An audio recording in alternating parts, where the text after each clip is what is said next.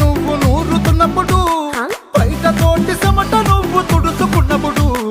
దండాన నీ సొక్కారేస్తున్నప్పుడు, నీ ఒంటి వాసన తెగ గుర్తొచ్చినప్పుడు, రెండు చేతులెత్తి జుట్టు ముడిచినప్పుడు, జండు కత్తుకొని పడుకున్నప్పుడు, అలసిపోయి నువ్వు ఆవలించినప్పుడు, వచ్చుండై ఫీలింగ్స్ వచ్చి వచ్చి చంపేస్తు